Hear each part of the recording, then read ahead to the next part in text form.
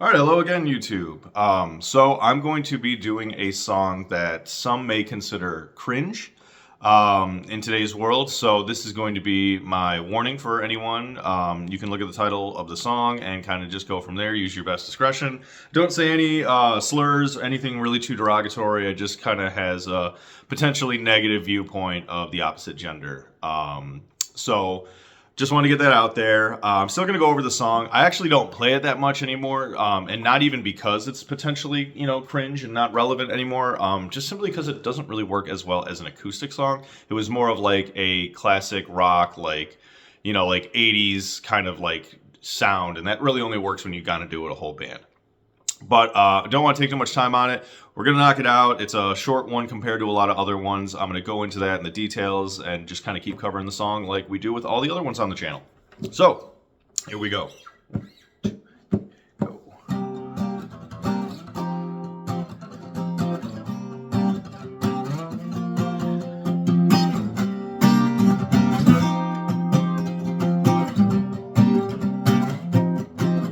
I went downtown looking for a trip. I found myself in a trance, staring at a girl like you. Didn't care what they said, I go and do her anyway. Don't care if she's true, I need a girl who knows what to do. I'm looking for a tease to please. I'm looking for a letter who ain't gonna stay the night. Looking for a tease to please.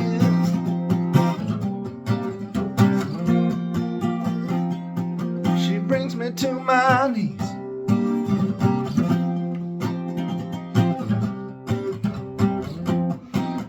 Picked her up in my car, started driving round and round.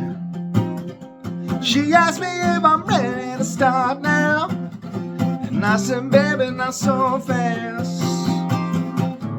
Didn't care about her past, as long as I know who's going last. Don't care if she knew. Look her in the eyes and tell you the truth. I'm looking for a tease to please. I'm looking for a letter who ain't gonna stay the night. Looking for a tease to please.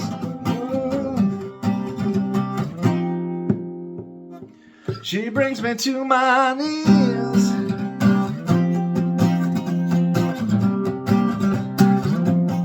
Oh, I'm looking for a tease to please. I'm looking for a lady who ain't gonna stay the night. I'm looking for a tease and please.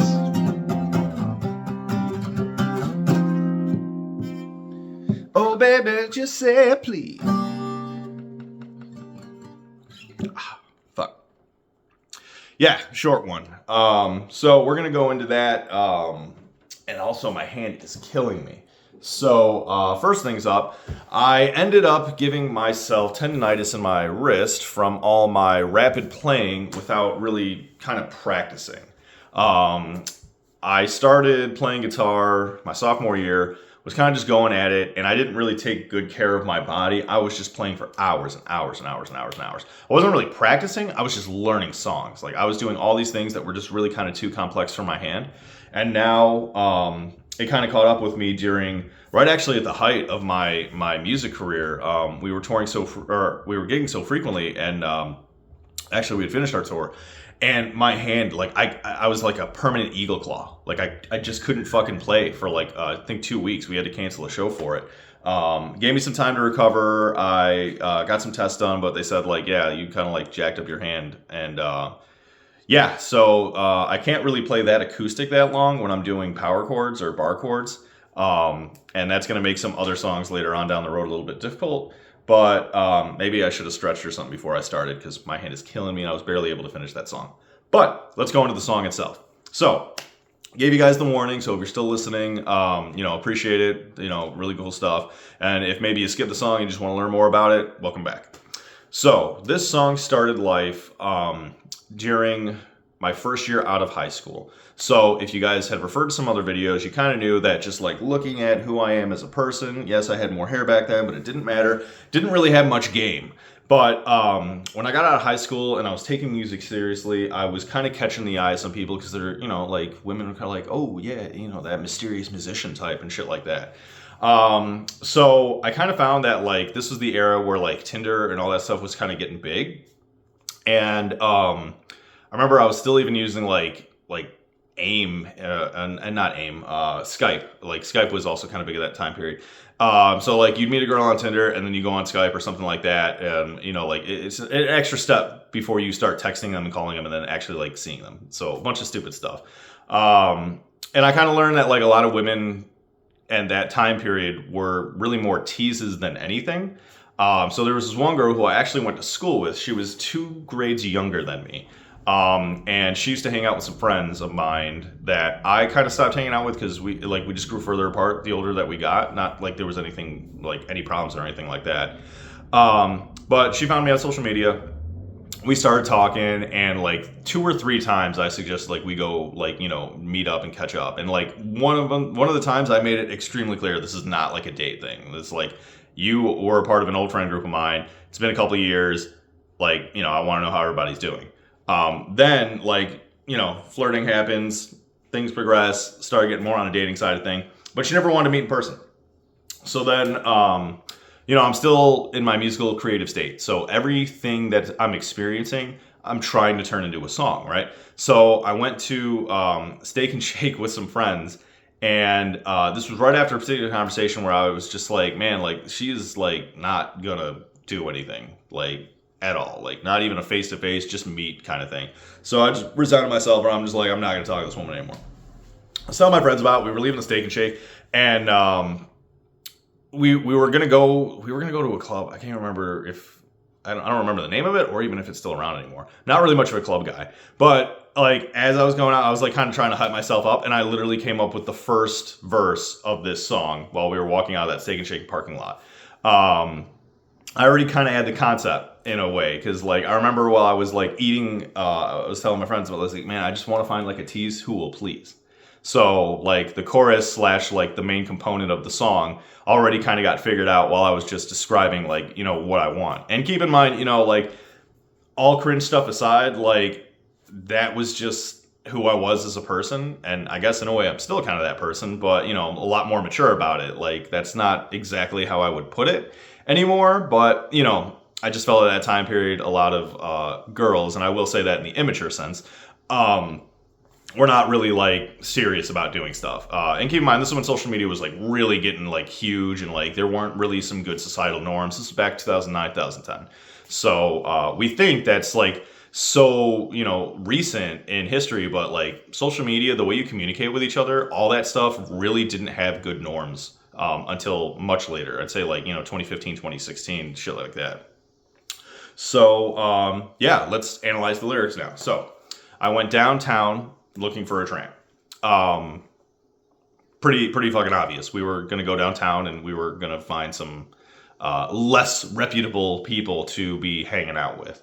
And then found myself in a trance, staring at a girl like you. Very simple lyrics. What we're really doing is we're kind of using the genre that I was really heavily influenced from, which was classic rock, 80s rock, heavy metal, things like that, where it's like very blunt lyrics. This whole song is about being blunt, and it's kind of the theme of it, right? Because we're looking for a tease to please, all right? We want someone who's not just being flirty and isn't going to do anything. We want someone who's going to get the fucking deal done. And the best way that's going to kind of happen is from both parties kind of just being mutual on it. Like, I'm being upfront with you, I expect you to be upfront with me. And that leads to the chorus now. Looking for a tease to please. Or, no, hang on, sorry, jumping the gun.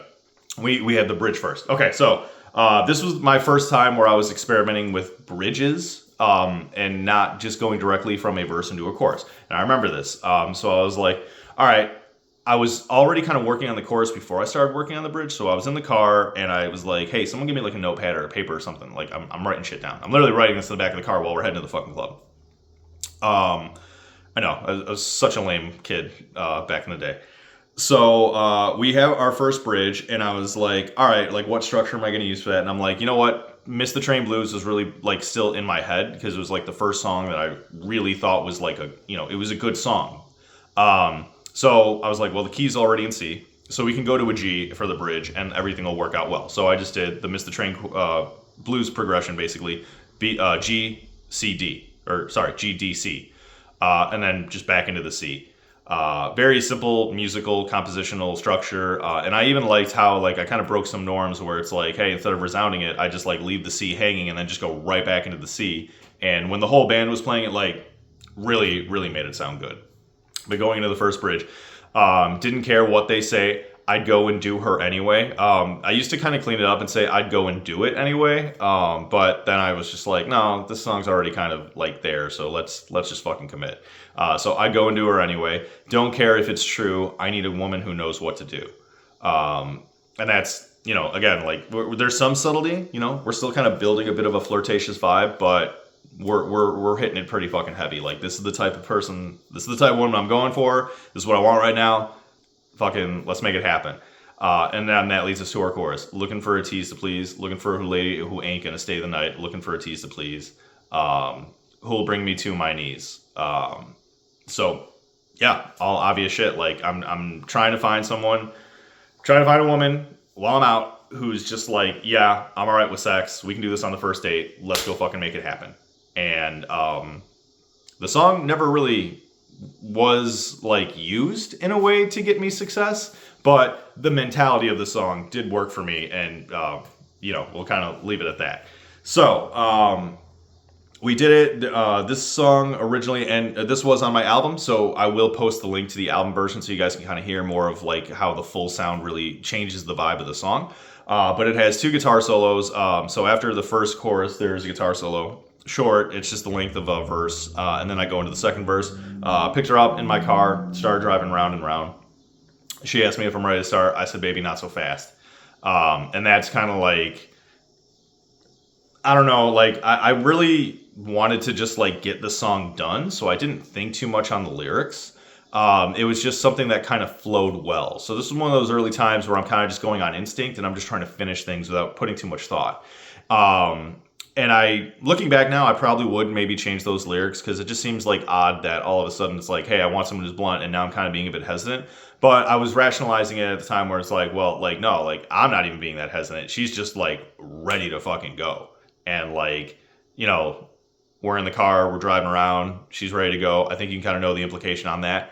And then this leads to this next line that I actually am really proud of, and maybe the most cringy thing, according to my wife, when I first sang the song to her. So that's why I kind of always keep this in consideration. This may be considered cringe for just a modern generation. And if it is, it is. Like, I don't really care. I'm going to play whatever I want regardless, because I don't think this song is necessarily derogatory. I just do think it kind of promotes a negative stereotype that women did have. And I have some other songs that will go more in detail with that. I don't know. It's way too early in my career to have a controversy video, but like, I don't play this song much anymore.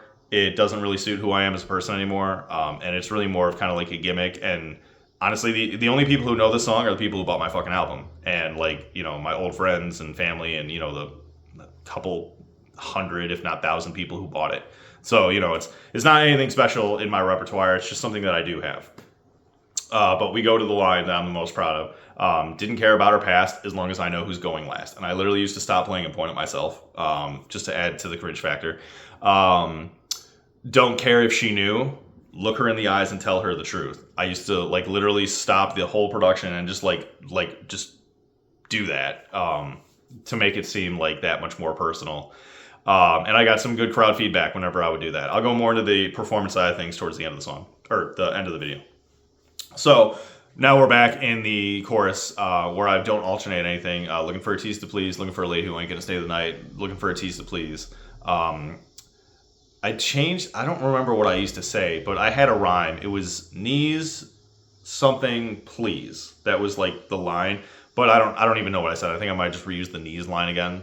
She brings me to my knees or something like that. Then we have the second guitar solo. So the first guitar solo you'll hear is kind of like a little bit more like on the low end. It's like kind of more chill and everything like that. And then this one is more like that classic like 80s rock kind of like like trying to get like that power out there. You know, make it seem like we're doing a natural progression of the song, like we're getting to the action now. And then I just close the song out by doing another chorus of you know, looking for a tease please, looking for a lady who ain't gonna stay the night, looking for a tease please. Oh baby, just say please. That was like always the one that I would end on. So it's a very short song. I mean, like I think it's like 2 minutes and 10 seconds, something like that, even with the guitar solos. So doing the acoustic version, you know, it just doesn't work. I did play it acoustically quite a few times. I would usually follow it, or I would usually follow Miss the Train Blues with the song and kind of just go right into it. So we always got a good response. I think because I stacked it with Miss the Train Blues, I rarely played this song by itself out of like context.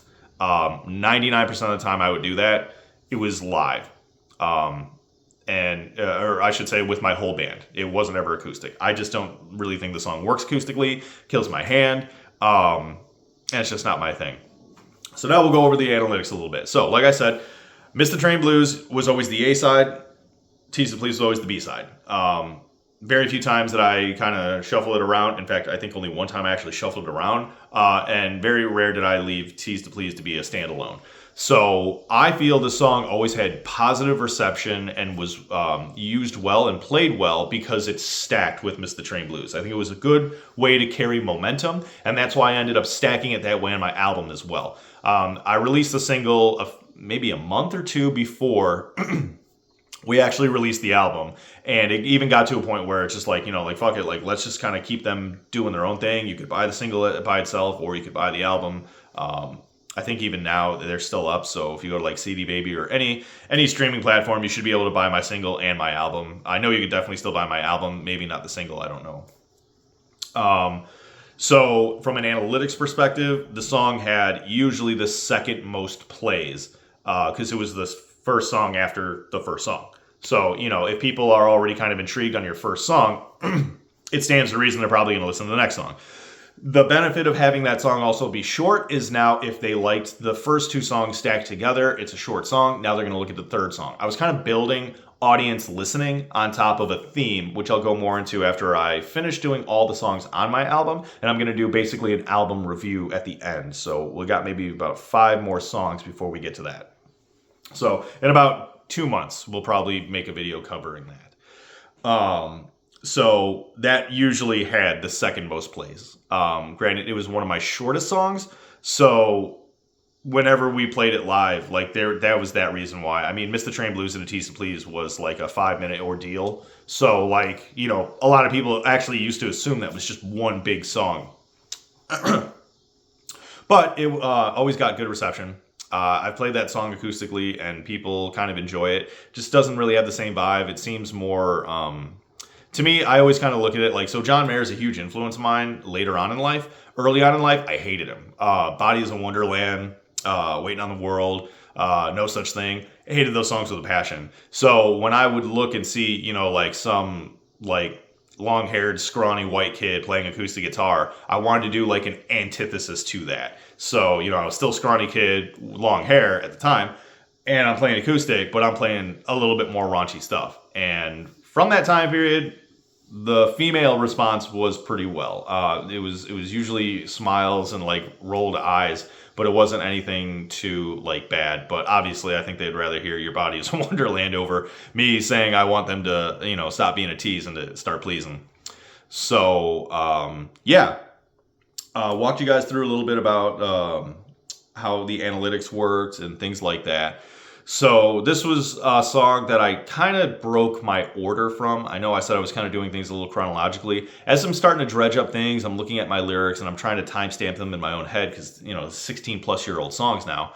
I figured, you know what, since I'm already doing Miss the Train Blues and I'm already kind of following my first album's worth of progression, I might as well just kind of change the timeline a little bit and insert that. The next song that I'm doing is actually the last song on my album, but I definitely wrote this one first before Tease To Please. But again, because Miss the Train Blues and Tease To Please are kind of so synonymous with each other in my performance life and just kind of in my own mind, plus with my, plus in my album, I kind of felt like it was a proper like way to break the chronology. I may do this more. It really just kind of depends. Keep in mind, like, I'm not that old, but when you've been performing for so long, you've been writing for so long, dates, times, when you wrote songs, it all blurs together. So I'm going to do my best to keep myself accountable in that aspect, but a lot of times I may make a video and then realize 2-3 videos later, oh shit, you know what? This song actually came before this song and blah, blah, blah. But we'll see. After this album is done, all the songs that go through my album, things are going to get a little bit more linear. It's going to be easier to track. But we're going to be bouncing from genre to genre, and like we're going to maybe even bounce into like unfinished song territory to finished song territory. It's going to be a bit more of a mess. So starting with something that's a bit more concrete, follows a more linear path, I think is going to gain a lot more interest to people. Also, it makes it easier for me to get into. So thank you all very much if you ended up watching through the entire way and you didn't mind the cringiness of the song. And the next one's going to be a little bit more simple. It is more acoustic based, so it will be able to go through it. And it'll kind of explain a little bit more about my album and what my theme was going to be. And then we'll talk more on the album side of things while we're continuing the songs from that point. So thank you all very much. Appreciate the listens, likes, comments, anything that you guys got. And I will see y'all next week.